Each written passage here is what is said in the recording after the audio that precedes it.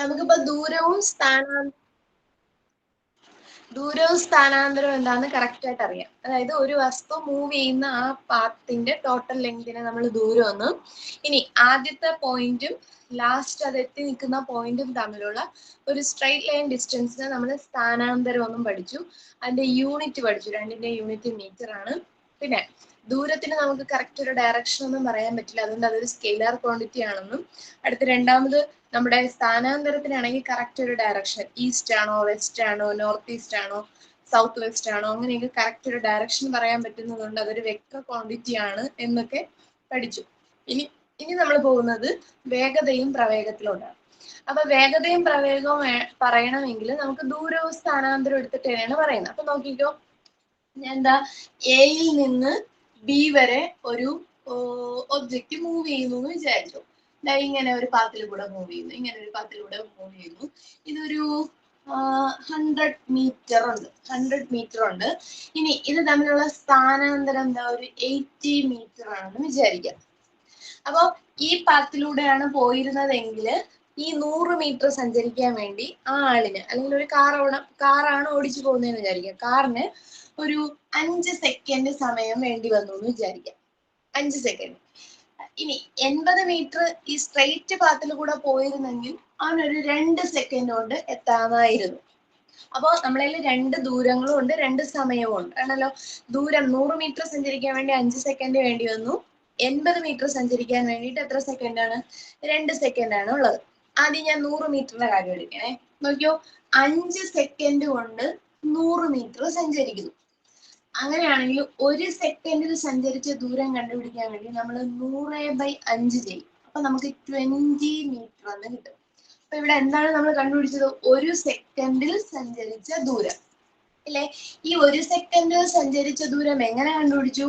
Total ഉണ്ടായിരുന്ന ദൂരത്തിനെ നമ്മൾ എന്തുകൊണ്ട് ഭാഗിച്ചു? സമയം കൊണ്ട് ഭാഗിച്ചു. അപ്പൊ നമുക്ക് 20 എന്ന് ഉത്തരം കിട്ടിയില്ലേ?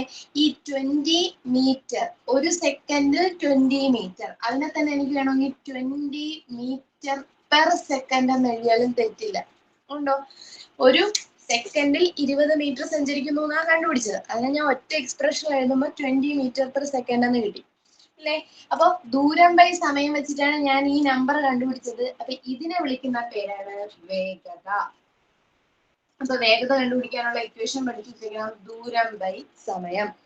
ഇനി ഇവിടെ നിന്ന് തന്നെ യൂണിറ്റ് കിട്ടി. യൂണിറ്റ് എന്തെന്ന് കിട്ടി? മീറ്റർ പെർ സെക്കൻഡ് എന്ന് കിട്ടി. Metre per second. നമ്മൾ എടുത്തത് ദൂരവും സമയവുമാണ്. ദൂരം എന്ന് പറയുന്നത് ഒരു അദിശ അളവാണ്, ആദ്യമേ പഠിച്ചു. സ്കെയിലർ ക്വാണ്ടിറ്റി ആണ്, അതുകൊണ്ട് തന്നെ സമയവും സ്കെയിലർ ക്വാണ്ടിറ്റി ആണ്. അതുകൊണ്ട് നമ്മുടെ വേഗത എന്ന് പറയുന്നതും എന്ത് തന്നെയാണ്? ഒരു അദിശ അളവാണ്. അദിശ അളവാണ്. അപ്പൊ എന്താണ് വേഗത എന്ന് ചോദിച്ചാൽ നിങ്ങൾ പറയേണ്ടത് ഒരു സെക്കൻഡിൽ ഉണ്ടാകുന്ന ദൂരം, അല്ലെങ്കിൽ ഒരു സെക്കൻഡിൽ വസ്തു സഞ്ചരിക്കുന്ന ദൂരത്തിനെയാണ് നമ്മൾ എന്ത് പറയാ? വേഗത എന്ന് പറയാം. വേഗതയുടെ യൂണിറ്റ് മീറ്റർ പെർ സെക്കൻഡ്. വേഗത കണ്ടുപിടിക്കുന്നതിനുള്ള ഇക്വേഷൻ ദൂരം ബൈ സമയം. നിങ്ങൾ ഇങ്ങനെ ഒരു സാധനം പഠിച്ചിട്ടുണ്ടായിരിക്കും, ഒരു ട്രയാങ്കിൾ ഒക്കെ വെച്ചിട്ട് നിങ്ങൾ ഇങ്ങനെ പഠിച്ചിട്ടുണ്ടായിരിക്കും. ഇങ്ങനെ ഇവിടെ എസ്, ഇവിടെ വി, ഇവിടെ ടി, ഇങ്ങനെ പഠിച്ചിട്ടുണ്ടായിരിക്കും. എസ് എന്ന് പറഞ്ഞാൽ ഡിസ്റ്റൻസ്, വി എന്ന് പറഞ്ഞാല് എന്താണ് വെലോസിറ്റി അല്ലെങ്കിൽ പ്രവേഗം, വേഗത, ഏതുകൊണ്ടെങ്കിലും എടുക്കാം. ടി എന്ന് പറഞ്ഞാൽ സമയം. അപ്പൊ നമുക്ക് ഏതാണോ കണ്ടുപിടിക്കേണ്ടത് ആ ഭാഗം മാത്രം ഒന്ന് മറച്ചു വയ്ക്കും. ഇപ്പൊ എനിക്ക് വെലോസിറ്റി, വേഗതയാണ് കണ്ടുപിടിക്കേണ്ടത്, ഞാൻ അത് മറച്ചു വെച്ചിട്ട് ബാക്കി എസ് ബൈ ടി അതിലെ കണ്ടുപിടിച്ചത് ദൂരം ബൈ സമയം. ഇനി എനിക്ക് ടൈമാണ് കണ്ടുപിടിക്കേണ്ടെങ്കിൽ ടൈം അങ്ങ് മറച്ചു വെക്കുക. അപ്പൊ ബാക്കി എന്തുണ്ട്? ദൂരം ബൈ വേഗത. ഇനി എനിക്ക് ദൂരമാണ് കണ്ടുപിടിക്കേണ്ടെങ്കിൽ എന്ത് ചെയ്യണം? ദൂരത്തിനെ മറച്ചു വെക്കുക. അപ്പൊ ബാക്കിയുള്ളത് വി ഇൻറ്റു ടി. അപ്പൊ ഇതിൽ നിന്ന് നമുക്ക് 3 ഇക്വേഷനും കിട്ടും. ഇത് പഠിച്ചിട്ടുണ്ടെന്നാണ് എനിക്ക് തോന്നുന്നത്. ഇല്ലെങ്കിൽ ഒന്ന് ഓർത്ത് വെച്ചിരിക്കും കേട്ടോ. അപ്പൊ ദൂരാണ് കണ്ടുപിടിക്കേണ്ടതെങ്കിൽ വെലോസിറ്റി, പ്രവേഗം ഇൻറ്റു സമയം. ഇനി സമയമാണ് കണ്ടുപിടിക്കേണ്ടെങ്കിൽ ദൂരം ബൈ വെലോസിറ്റി. ഇനി വെലോസിറ്റി ആണ് കണ്ടുപിടിക്കേണ്ടെങ്കിൽ ദൂരം ബൈ സമയം.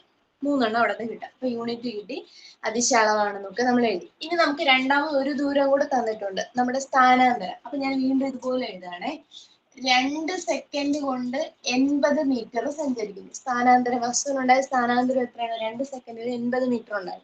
അങ്ങനെയാണെങ്കിൽ ഒരു സെക്കൻഡിലെ കണ്ടുപിടിക്കാൻ വേണ്ടി നമ്മൾ എന്ത് ചെയ്യും? 80/2 ചെയ്യുന്നു. അപ്പൊ എനിക്ക് കിട്ടുന്നു 40 മീറ്റർ എന്ന് കിട്ടുന്നു. ഒരു സെക്കൻഡിൽ 40 മീറ്റർ. അതിന് ഞാൻ എങ്ങനെ എഴുതുന്നു? 40 മീറ്റർ പെർ സെക്കൻഡ് എന്ന് എഴുതും.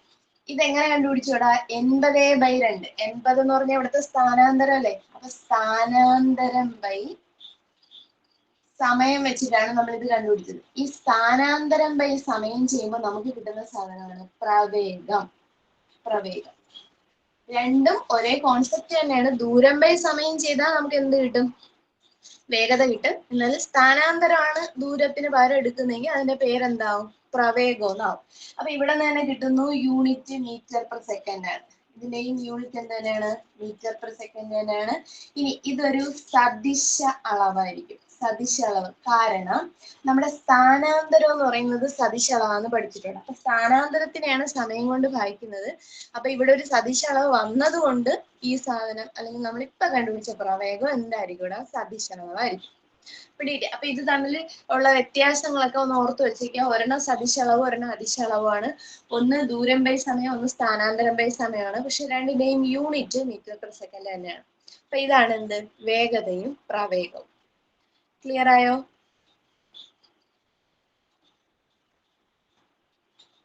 ഓക്കെ. അപ്പൊ ഇനി നമ്മൾ പോകുന്നത് അടുത്തതിലോട്ടെ. അടുത്ത് നമുക്ക് പഠിക്കാനുള്ളത് ത്വരണവും മന്ദീകരണവും. ത്വരണവും മന്ദീകരണവും നോക്കാം. അതിന് മുമ്പ് ഞാൻ ഒരു കാര്യം കൂടെ പറഞ്ഞോട്ടെ. ഇപ്പൊ നമുക്ക് ഒരു വേഗത കിട്ടിയില്ലേ? അപ്പൊ എപ്പോഴും ഈ കാറ് ഒരേ വേഗതയിൽ പോണോന്നൊന്നുമില്ല. ആദ്യം പോകുന്ന വേഗതയെ നമ്മൾ ആദ്യ പ്രവേഗമെന്നും അവസാനം എത്തുന്ന വേഗതയെ അന്ത്യപ്രവേഗം എന്നും പറയും കേട്ടോ. അപ്പൊ ഇനി അങ്ങോട്ട് പോകുമ്പോൾ നമുക്ക് ആ വേർഡൊക്കെ ആവശ്യമുണ്ട്. അതും കൂടെ ഒന്ന് ഓർത്ത് വെച്ചോണേ. അപ്പൊ നോക്കിയോ, ത്വരണം, പിന്നെ ഉള്ളത് മന്ദീകരണം. ത്വരണം എന്ന് പറഞ്ഞാല് ആക്സിലറേഷൻ. ആക്സിലറേഷൻ. മന്ദീകരണത്തിന് നമ്മള് നെഗറ്റീവ് ആക്സിലറേഷൻ എന്ന് പറയാറുണ്ട്. നെഗറ്റീവ് ആക്സിലറേഷൻ എന്ന് പറയാറുണ്ട്. അല്ലെങ്കിൽ ഡീസിലറേഷൻ എന്ന് പറയാറുണ്ട്.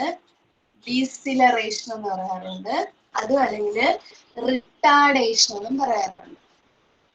റിട്ടാർഡേഷൻ. അപ്പൊ ഈ എല്ലാ വേർഡും ഓർത്ത് വെച്ചിട്ടുണ്ടേ. മന്ദീകരണത്തിന് എന്തൊക്കെ പറയണ? നെഗറ്റീവ് ആക്സിലറേഷൻ പറയാറുണ്ട്, ഡീസിലറേഷൻ പറയാറുണ്ട്, റിട്ടാർഡേഷൻ പറയാറുണ്ട്. ത്വരണം എന്ന് പറഞ്ഞാല് ആക്സിലറേഷൻ. ഇനി എന്താണ് ഇത് തമ്മിൽ വ്യത്യാസം ഉണ്ടാകുന്ന നോക്കാം. നോക്കിയോ, ഇപ്പൊ ഞാൻ നേരത്തെ എടുത്തതുപോലെ എയിൽ നിന്ന് ബി വരെയുള്ള പോയിന്റിലേക്ക് ഒരു കാറ് മൂവ് ചെയ്യുന്നു എന്ന് വിചാരിക്കാം. ഇങ്ങനെയാണ് മൂവ് ചെയ്യുന്നത്. അപ്പൊ ആദ്യം ഇത് മൂവ് ചെയ്തുകൊണ്ടിരുന്ന വെലോസിറ്റി എന്ന് പറയുന്നത് ഒരു 100 മീറ്റർ പെർ സെക്കൻഡ് വേഗതയിലാണ് ഇത് പോയിക്കൊണ്ടിരുന്നത്. പക്ഷെ യാത്ര അവസാനിപ്പിക്കുന്ന സമയത്ത് 50 മീറ്റർ പെർ സെക്കൻഡ് ആയി. അല്ലെങ്കിൽ വേഗത കൂട്ടാം നമുക്ക്. 500 മീറ്റർ പെർ സെക്കൻഡിലാണ് ലാസ്റ്റ് വേഗത ആയതെന്ന് വിചാരിക്കും. അപ്പൊ 100 മീറ്റർ പെർ സെക്കൻഡ് ആയിരുന്നു തുടക്കത്തിൽ. പിന്നീട് വേഗത കൂട്ടി എന്തായി? 500 മീറ്റർ പെർ സെക്കൻഡ് ആയി. ഈ 100ൽ നിന്ന് 500 ആകുന്നതിന് വേണ്ടിയിട്ട് ഇതിന് വേണ്ടി വന്ന സമയം ഒരു 10 സെക്കൻഡ് ആണെന്ന് വിചാരിക്കാം. 10 സെക്കൻഡ് കൊണ്ടാണ് ഈ ഒരു വെലോസിറ്റിയിൽ ചേഞ്ച് ഉണ്ടായത്. അപ്പൊ നമുക്ക് കാണാം, ആദ്യം കൊടുത്തിരിക്കുന്ന ഈ പ്രവേഗത്തിന് നമ്മൾ ആദ്യ പ്രവേഗം അല്ലെങ്കിൽ യു എന്ന് എഴുതും. രണ്ടാമത് കൊടുത്തിരിക്കുന്ന പ്രവേഗത്തിനെ നമ്മൾ അന്ത്യപ്രവേഗം അല്ലെങ്കിൽ ബി എന്ന് റെപ്രസെന്റ് ചെയ്യും. അപ്പൊ ഇപ്പൊ നമ്മളിൽ 2 പ്രവേഗം ഉണ്ട്. അപ്പൊ എയിൽ നിന്ന് ബി വരെ എത്തുമ്പോൾ ഈ പ്രവേഗത്തിനുണ്ടായ മാറ്റം എത്രയെന്ന് കണ്ടുപിടിച്ചാൽ, ഈ പ്രവേഗ മാറ്റം കണ്ടുപിടിച്ചാല് എന്തെന്ന് വരും? 500 മൈനസ് 100 എന്ന് വരും. അത് എത്രയാണ്? 400 എന്ന് കിട്ടൂലേ? അപ്പൊ പ്രവേഗമാറ്റം 400 എന്ന് കിട്ടി. ഈ പ്രവേഗമാറ്റം 400 മീറ്റർ പെർ സെക്കൻഡ് ഉണ്ടാവാൻ എടുത്ത സമയം 10 സെക്കൻഡ് ആണ്. അപ്പൊ 10 സെക്കൻഡിൽ ഉണ്ടായ പ്രവേഗമാറ്റം 400 മീറ്റർ പെർ സെക്കൻഡ്. അങ്ങനെയാണെങ്കിൽ നമുക്ക് ഒരു സെക്കൻഡിൽ ഉണ്ടായ പ്രവേഗമാറ്റം കണ്ടുപിടിക്കാം. എങ്ങനെ കണ്ടുപിടിക്കാം? 400 മീറ്റർ പെർ സെക്കൻഡിനെ 10 കൊണ്ട് ഡിവൈഡ് ചെയ്താൽ മതി. അപ്പൊ നമുക്ക് 40 മീറ്റർ പെർ സെക്കൻഡ് എന്ന് കിട്ടും. കിട്ടിയോ? അപ്പൊ നമുക്ക് ഒരു സെക്കൻഡിൽ ഉണ്ടായ പ്രവേഗമാറ്റം 40 മീറ്റർ പെർ സെക്കൻഡ്. ഇതിനെ വേണമെങ്കിൽ, അതായത് ഒരു സെക്കൻഡിൽ 40 മീറ്റർ പെർ സെക്കൻഡ് പ്രവേഗമാറ്റം ഉണ്ടായി. ഇതിനെ നമുക്ക് വേണമെങ്കിൽ 40 മീറ്റർ പെർ സെക്കൻഡ് സ്ക്വയർ എന്ന് എഴുതാം. അതായത് ഒരു സെക്കൻഡ് ഉണ്ട്, ഈ സെക്കൻഡ് കൂടെ ഇങ്ങോട്ടുണ്ടെന്ന് ഡിവൈഡ് ചെയ്യുമ്പോൾ 2 സെക്കൻഡ് വരും. അതിനെ സെക്കൻഡ് സ്ക്വയർ എന്ന് എഴുതി. അപ്പൊ 40 മീറ്റർ പെർ സെക്കൻഡ് സ്ക്വയർ എന്ന് കിട്ടി. നമ്മൾ എങ്ങനെയാണ് ഇത് കണ്ടുപിടിച്ചത്? 400നെ 10 കൊണ്ട് ഭാഗിച്ചു. 400 എന്ന് പറഞ്ഞാൽ ഇവിടുത്തെ പ്രവേഗ മാറ്റം അല്ലേ? അപ്പൊ നമ്മൾ കണ്ടുപിടിച്ചത് സത്യത്തിൽ എന്താണ്? പ്രവേഗ മാറ്റത്തിനെ സമയം കൊണ്ട് ഭാഗിക്കുകയാണ് ചെയ്തത്. 10 സെക്കൻഡ് കൊണ്ട് ഭാഗിക്കുകയല്ലേ ചെയ്തത്. അപ്പൊ പ്രവേഗ മാറ്റത്തിനെ സമയം കൊണ്ട് ഭാഗിച്ചു. ഇപ്പൊ നമുക്ക് കിട്ടുന്നതാണ് ത്വരണം. അപ്പൊ നമ്മൾക്ക് ഈ കിട്ടിയ 40 മീറ്റർ പെർ സെക്കൻഡ് സ്ക്വയറിനെ വിളിക്കുന്ന പേരാണെന്ത്? ത്വരണം എന്ന് വിളിക്കുക, അല്ലെങ്കിൽ ആക്സിലറേഷൻ എന്ന് വിളിക്കും. എടാ, ആക്സിലറേറ്റ് ചെയ്യുക എന്ന് പറഞ്ഞാല് കൂടിപ്പോവുക, കൂടി പോവുക എന്നുള്ളതാണ് അർത്ഥം. ഇല്ലേ? ഇവിടെ നമുക്ക് പ്രവേഗം 100-ൽ നിന്ന് 500-ലേക്ക് എത്തി. അതായത് പ്രവേഗം കൂടി, ആക്സിലറേറ്റ് ചെയ്തു. അപ്പൊ ആക്സിലറേറ്റ് ചെയ്യപ്പെടുമ്പോ ആ പ്രവേഗ മാറ്റം എത്രയാണ്, അതിന്റെ നിരക്കിനെ വിളിക്കുന്ന പേരാണ് ത്വരണം. നമ്മൾ എന്ത് സാധനത്തിനെ സമയം കൊണ്ട് ഭാഗിച്ചാലും അതിനെ വിളിക്കേണ്ടത് നിരക്ക് എന്നാണ്. നിരക്ക് അല്ലെങ്കിൽ റേറ്റ് എന്ന് വിളിക്കണം. റേറ്റ്. അപ്പൊ നമുക്ക് ഇതിനെ എങ്ങനെ പറയാം? പ്രവേഗ മാറ്റത്തിന്റെ നിരക്കാണ് ത്വരണം. അല്ലെങ്കിൽ പറയണം rate of change of velocity is called acceleration. Acceleration എന്ന് പറയുന്നത് എന്താണ്? വേഗതയുടെ മാറ്റത്തിനെ വിളിക്കുന്ന പേരാണെന്ത്? ആക്സിലറേഷൻ. ക്ലിയർ ആയോ? അപ്പൊ എപ്പോഴും ഓർത്ത് വയ്ക്കേണ്ടത് ത്വരണം ഉണ്ടാകുന്നത് വേഗത കൂടി പോകുമ്പോഴാണ്. മനസ്സിലായി? ഇനി ഞാൻ ഇതിനെ നേരെ തിരിച്ചു പറയാണേ, ശ്രദ്ധിച്ചോണേ. എ എന്ന് പറയുന്ന പോയിന്റില് 500 മീറ്റർ പെർ സെക്കൻഡ് ആയിരുന്നു വേഗത എന്ന് വിചാരിക്കാം. ബിയിലെത്തിയപ്പോ ആ വേഗത 100 മീറ്റർ പെർ സെക്കൻഡ് ആയിട്ട് കുറഞ്ഞു. 500 ആയിരുന്നത് എത്രയായി? 100 മീറ്റർ പെർ സെക്കൻഡ്. സമയം ഇത് തന്നെ 10 സെക്കൻഡ് തന്നെയാണെന്ന് വിചാരിക്കാം. അപ്പൊ ഇവിടെ ഉണ്ടായ പ്രവേഗ മാറ്റം എത്രയുണ്ട്? ആ പ്രവേഗ മാറ്റം എന്ന് പറയുന്നത് എപ്പോഴും അവസാനത്തെ പ്രവേഗത്തിൽ നിന്ന് ആദ്യത്തെ കുറയ്ക്കാം.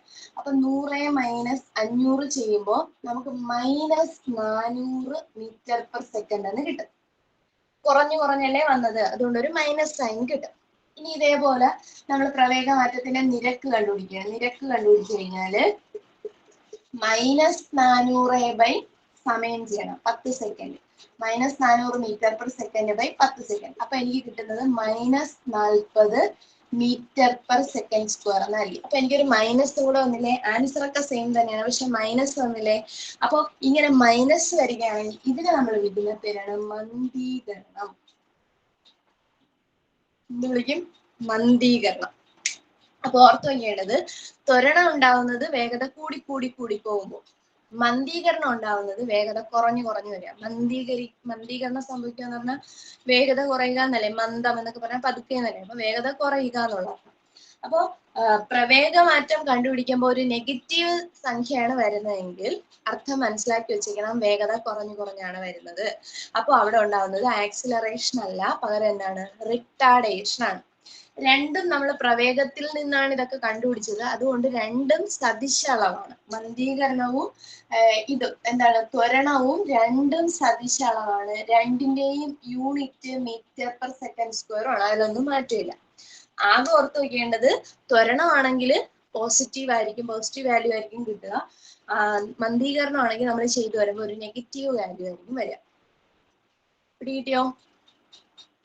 ഇനി ഈ ഭാഗത്ത് നിന്ന് ചോദിക്കാൻ പറ്റുന്ന ചോദ്യം ഇതാണേ: താഴെ പറയുന്നവയിൽ മന്ദീകരണത്തിന് ഉദാഹരണം ഏത്, അല്ലെങ്കിൽ ത്വരണം സംഭവിക്കുന്നതിന് ഉദാഹരണം ഏത് എന്നാണേ. അപ്പൊ ഞാനൊരു ക്വസ്റ്റ്യൻ പറയാം.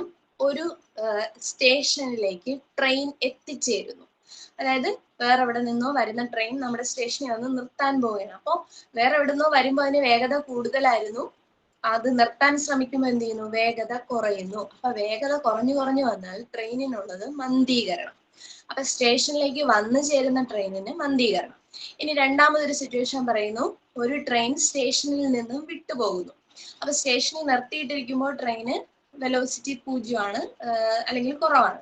ഇനി സ്റ്റേഷനിൽ നിന്ന് വിട്ടുപോകുമ്പോൾ ക്രമേണ എന്ത് ചെയ്യും? ട്രെയിനിന്റെ വേഗത ഗ്രാജുവൽ ആയിട്ട് കൂടി വരുമല്ലേ? അപ്പൊ വേഗത കൂടിയാ പോകുന്നത്. അങ്ങനെ കൂടി പോയി കഴിഞ്ഞാൽ അവിടെ ഉള്ളത് ത്വരണമായിരിക്കും. ക്ലിയർ ആയോ? അപ്പൊ ത്വരണവും മന്ദീകരണവും തമ്മിൽ ഒരൊറ്റ വ്യത്യാസമുള്ളൂ, ഒരു സൈനിന്റെ വ്യത്യാസമേ ഉള്ളൂ. നെഗറ്റീവ് സിമ്പിൾ വരുമെന്നേ ഉള്ളൂ. ആൻസർ ഒക്കെ സെയിം ആയിരിക്കും.